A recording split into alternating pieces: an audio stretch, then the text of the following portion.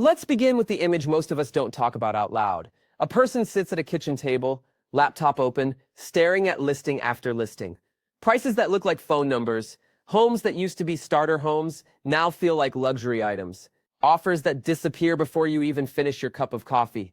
The dream of a home stops feeling like a goal and starts feeling like a wall. This isn't just economics, it's emotional, it's identity. It's the belief that one day you'll have a place that is yours, a place where you close the door and the world stays outside, a place that feels like you worked for it and earned it. But the world changed while you were grinding. You were told to study hard, get a job, save, and everything would fall into place. Yet that old formula doesn't seem to work anymore. The story in the transcript captures this well. Even someone who did everything right still feels blocked from homeownership. The reason isn't a single villain. It's many forces working together, each one pushing prices higher. The simplest starting point is the old rule we learned in school: supply and demand. When you have fewer houses and more people fighting for them, prices rise. The transcript points out that new homes haven't been built fast enough, and existing homes are held back from the market.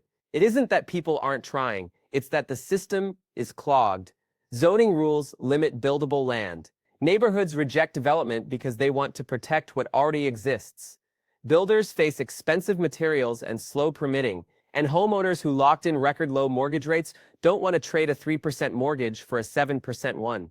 Why would they? Selling means moving backwards. The result is a frozen housing market, slow inventory, short supply, more demand than ever. Home buyers aren't wandering through a crowded store. They're walking into a store with empty shelves. But supply is only half of the pressure. The other half is competition. The transcript highlights something most people feel but don't always say. The buyers aren't just families anymore. Investors, funds, and speculators are buying homes first and fast. Homes aren't only shelter, they're assets. They generate income. They provide returns. They become investment vehicles. Imagine going to a concert, reaching for a ticket, and realizing large investors already bought half the seats. That's what the transcript describes so clearly. You're not just competing with people who want a place to live, you're competing with portfolios. And when those portfolios buy aggressively, prices shift. There's another layer. It's not just companies and investors, it's travel platforms. Short-term rental-to-earn turns neighborhoods into mini hotel districts. Homes become temporary stays instead of long-term shelters. And the old rule applies again. When homes disappear into these systems, those that remain become more expensive. This isn't just an American story, it's global. Remote work expanded the battlefield. People left crowded cities. They searched for quieter neighborhoods. Smaller towns suddenly saw waves of higher-earning buyers. Prices jumped, locals were priced out, and people who lived there longest became guests in their own communities. At this moment, it might feel like the world is stacked against the average buyer, like someone stole the ladder and left you on the ground. But there's an interesting twist in this story. The transcript's message isn't that you're failing, it's that the rules changed without telling you. The old plan, save, wait, and buy, no longer guarantees anything. Here's a truth most people won't say out loud.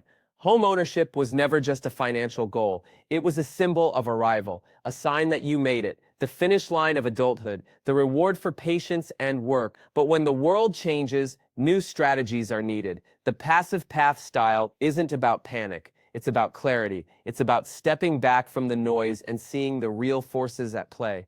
We aren't here to rant about how unfair the world is. We're here to understand why so many people feel stuck, even when they did everything right.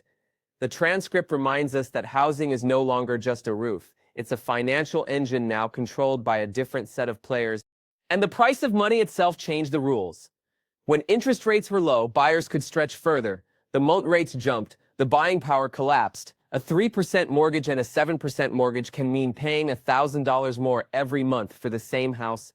People don't talk about that part enough. We talk about the price of houses.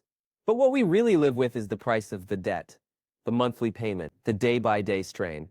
The real question isn't why the dream feels harder, it's why the dream changed shape when no one was looking. Let's talk about the moment the ground shifted beneath everyone's feet. When interest rates were at rock bottom, it felt like the universe was giving buyers a gift. Borrowing was cheap, monthly payments looked lighter, people could stretch farther, homes that once seemed out of reach suddenly felt possible. The transcript explains this well. Even without price drops, the cost of borrowing changed what people could afford month to month. But then inflation hit, central banks raised rates, the cost of money jumped, and that changed everything. A home at $400,000 didn't change. The monthly payment did, a lower payment surged into a higher one. The same house became a heavier weight, not because the walls or roof changed, but because the mortgage did. In the transcript, the difference between a 3% and 7% mortgage adds almost $1,000 a month. That is the difference between dreams and pressure, between building stability and feeling stretched. The house didn't move. The interest rate did. This is one of the strangest shifts in modern finance. We don't buy homes based on the price listed. We buy them based on what we can carry every month. That's the invisible math shaping the world, not sticker price, monthly commitment, future pressure.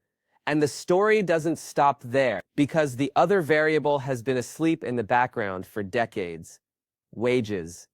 The transcript points out a painful truth. Income didn't grow fast enough to match home prices. This is the most overlooked factor in the entire housing story. Your grandparents might have bought homes on one income. They bought modest places. Homes were shelter first. They weren't investment vehicles. They weren't speculation tools. They weren't financial chess pieces. They were roofs, doors, keys, a place to raise a family. Somewhere, that idea changed. Homes transformed from simple shelter into something bigger. An asset class, a generator of wealth, a savings machine, a financial security blanket.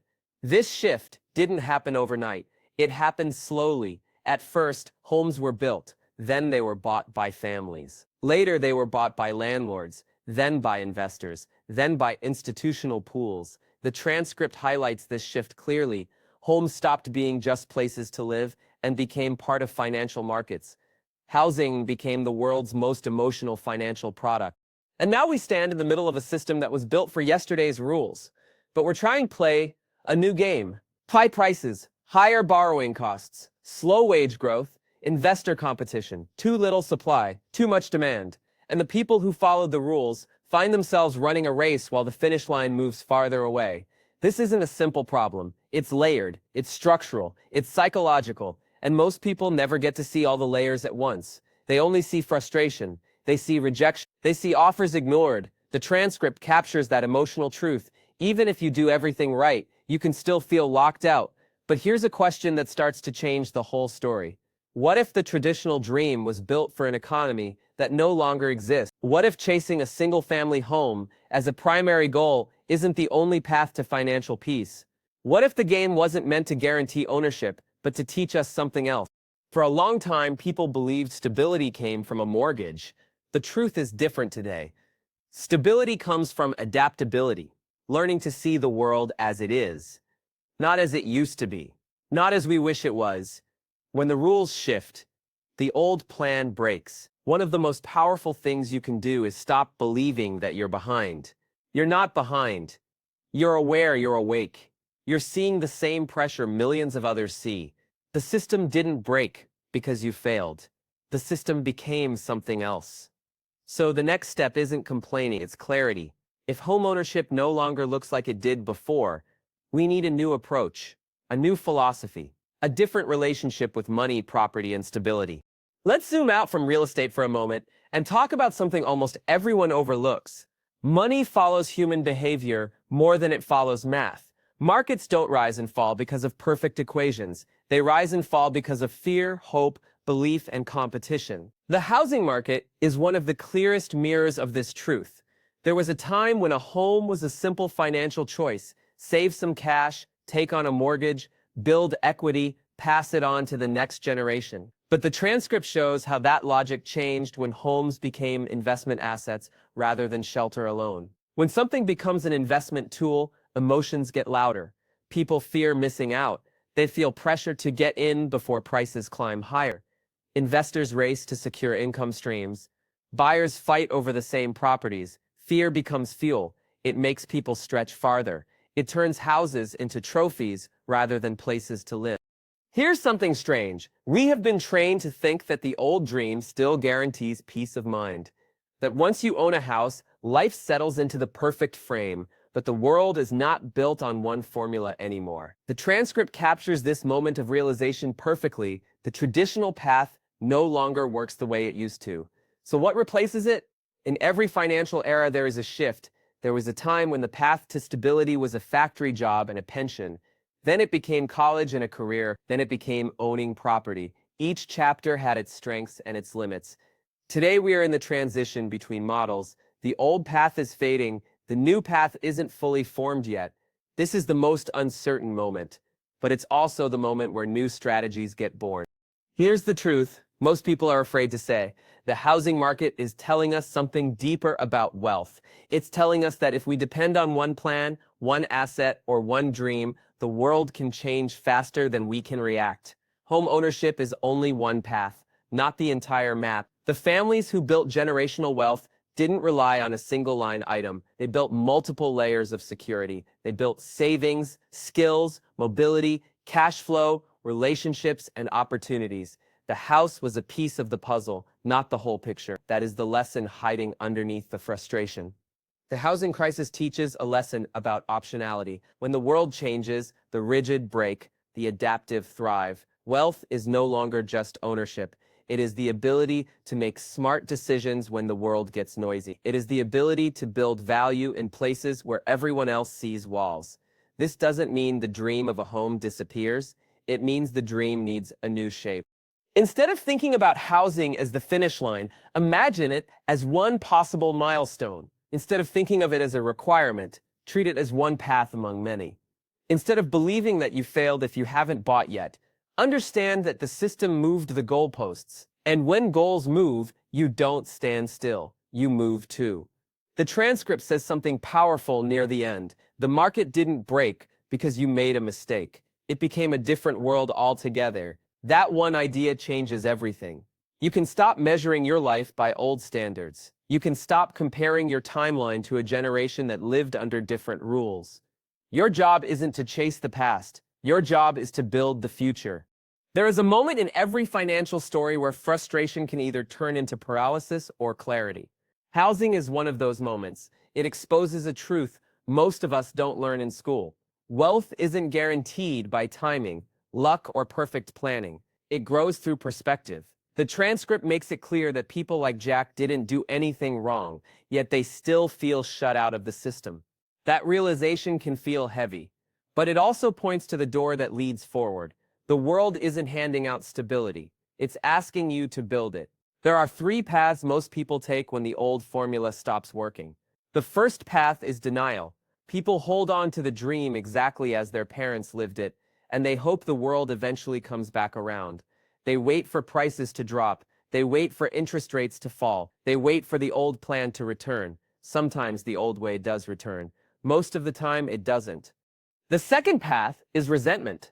The transcript shows this emotion bubbling beneath the surface. It's easy to look at investors, companies, short-term rentals, zoning laws, and interest rates, and feel like everything is working against ordinary buyers, and in a sense, it is. But living in resentment is like being stuck in quicksand. You feel motion, but you don't move. You're fighting a battle against a world that isn't listening. Then there is the third path, the path that very few people take until they have no choice, the path of adaptation. Adaptation isn't about giving up on the dream. It's about stripping away the expectation that the world owes you an easy version of it. It's about learning from the shift instead of waiting for it to undo itself. A simple example, a home used to be the primary way to build equity. Now equity can be built in multiple ways. A home used to be the only safe asset people trusted. Now safety comes from diversification. A home used to be the main way to secure retirement. Today, retirement has dozens of moving pieces. That doesn't mean a house is no longer valuable. It means a house is no longer the single measure of success. There are people right now who are building wealth without owning a home. There are people leveraging skills, careers, businesses, rental strategies, and investments. They're staying patient. They're preparing for the moment when opportunity returns. They're not stuck waiting for the market to save them. They're building options for when the market finally changes. This is the mindset shift behind every person who rises during a transition. They don't see a blocked door, they see a hallway full of other doors. Once you understand that the traditional path changed, you stop placing your entire financial identity in one outcome. You stop believing the world owes you the exact life plan the previous generation had. You realize the system didn't move to push you down. It moved because the world evolved. The transcript ends with a powerful reminder.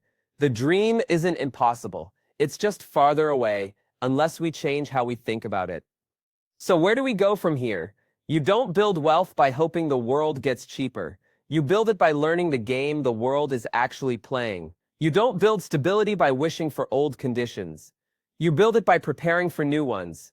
The people who thrive in this era will be the ones who see what changed and adjust their plan instead of forcing the old one to fit. That brings us to the next idea. If the old dream isn't the only path anymore, then what replaces it? What does a modern path to security look like? That's where the story turns next. Here is the shift that changes everything.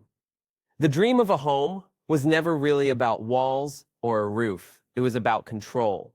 It was about owning a small part of the world instead of renting your life from someone else.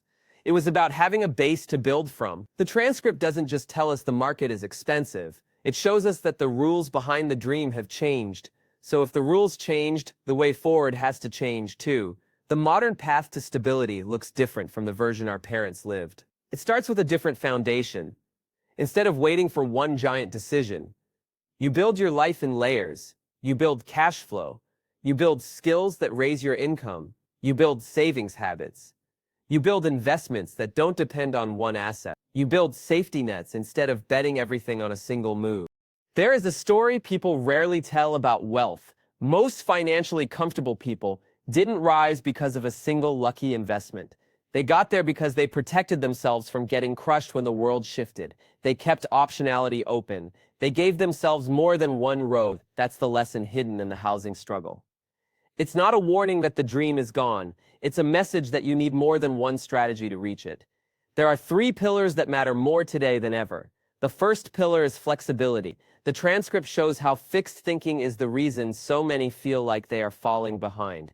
They believed one formula would always work.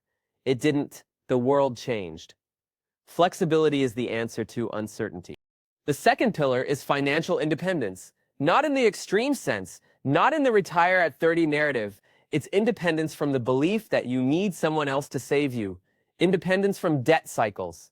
Independence from the idea that you must fit into a single life script. The third pillar is patience. Not waiting for the world to fix itself, but the patience to build a plan brick by brick. The patience to grow your income. The patience to invest through seasons. The patience to stay calm while the world argues over what the market should do next. We live in an era where people expect success to come quickly, but the world rewards the ones who play the long game. The ones who don't move because of headlines. The ones who understand that wealth grows in the space between panic and overconfidence. If homeownership is your dream, keep it. Just don't make it the only dream. Don't let it become the single measurement of your worth or your progress. A house is only one type of asset. It is not the measure of your intelligence. It is not the measure of your future. You don't need permission to build a different path. You don't need a perfect market. You need clarity about the world you are living in now. The transcript ends with a truth that gives this entire story direction. Market is not broken because you are failing. The rules simply shifted, and when the rules shift, the people who win are the ones who adapt faster than the world expects. That's what separates the ones who survive change from the ones who benefit from it. There is one more thing that the housing story reveals about the world we live in. Stability no longer comes from one decision or one milestone. It comes from a mindset. It comes from the ability to adjust when the world shifts. The transcript shows how the old system made sense for decades and then changed in a single generation. The people who get ahead today aren't the ones who cling to old expectations. They are the ones who stay alert to change. They see movement early. They understand that the dream doesn't disappear. It evolves. Think about the people you admire financially. They didn't wait for perfect conditions. They started where they were. They didn't panic when prices rose. They didn't freeze when rates climbed. They didn't assume the world owed them a quiet path. They adjusted their plan. They built skills. They found new opportunities. They stayed patient long enough to let their decisions compound. A house can still be part of your story. But it's no longer the definition of your success. Success is the ability to build wealth, whether markets are easy or hard, whether prices climb or fall, whether interest rates rise or drop. Success comes from learning how the game works today, not how it worked before. So if you're looking at the housing market and wondering what went wrong, the answer is simple. Nothing went wrong with you. The rules of the world changed without asking permission. The transcript makes that clear. Homes became financial instruments. Supply collapsed. Demand grew. Interest rates shifted. Wages lagged behind. But you are not stuck. You are not shut out of life's opportunities. You are living in a moment that demands a different strategy. A moment that asks you to build wealth in new ways. A moment that rewards people who adapt instead of waiting for the world to turn back into what it was. If the dream takes longer than expected, it doesn't mean the dream is gone. It means you're building it the right way. Slowly, confidently, with the awareness that the world doesn't control your future. You do. So keep learning, keep building, keep expanding your options. The world is changing, but so are you. And somewhere in that space between old plans and new ideas is the version of your life where you're not just surviving the system, but rising above it. A house isn't just shelter. It's a symbol of comfort, safety, and the feeling that you've built something that lasts.